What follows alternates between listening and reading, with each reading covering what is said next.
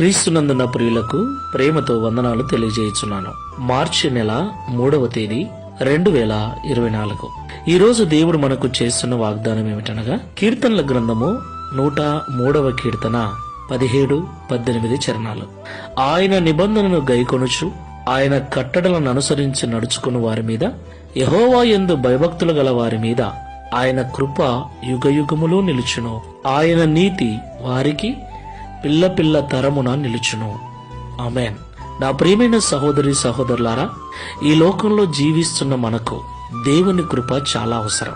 దేవుని కృప ద్వారానే స్వస్థత, దేవుని కృప ద్వారానే ఆశీర్వాదం, దేవుని కృప ద్వారానే రక్షణ, దేవుని కృప ద్వారానే ఈ లోకంలో మనకు కావలసిన వాటిని మనం పొందుకోగలం.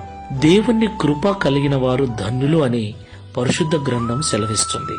నా ప్రియమైన సహోదరి సహోదరులారా, దేవుని కృప మనకు తోడుగా ఉండాలంటే ఆయన పరిశుద్ధ గ్రంథంలో రాసి ఉంచిన నిబంధనలను కట్టడలను మనము అనుసరించి నడుచుకోవాలి. అంత మాత్రమే కాదు ప్రియులారా, దేవుని యందు భయభక్తులు కలిగి మనం జీవించాలి. ఎప్పుడైతే ఈ లోకంలో దేవుని యందు భయభక్తులు కలిగి దేవుడు సెలవిచ్చిన ఆజ్ఞల ప్రకారంగా, నియమ నిబంధనల ప్రకారంగా జీవిస్తూ ఉంటామో, దేవుని కృప మనకు తోడుగా ఉంటుంది.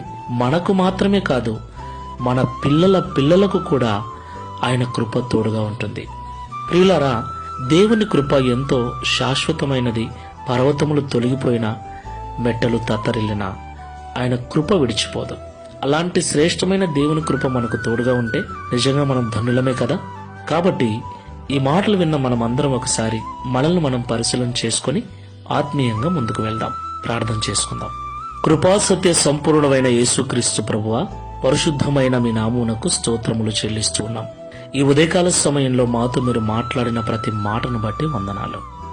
అవును తండ్రి, మేము విశ్వాసము ద్వారా నీ కృప చేతనే రక్షించబడి ఉన్నామని దేవుని వాక్యం సెలవిస్తుంది. నీ కృప నిరంతరం ఉంటుందని, నీ కృప ఎంతో శ్రేష్టమైనదని, నీ కృప ద్వారానే ఈ లోకంలో మేము ఏదైనా పొందుకోగలమని ఈ ఉదయకాల సమయంలో మాతో మాట్లాడినందుకు స్తోత్రాలు.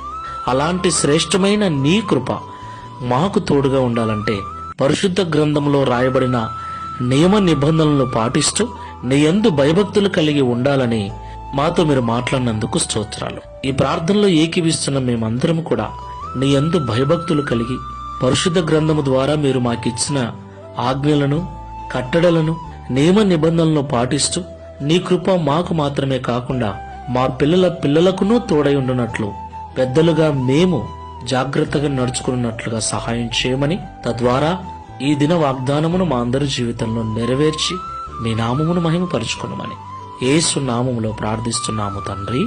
ఆమేన్. Praise the Lord. God bless you.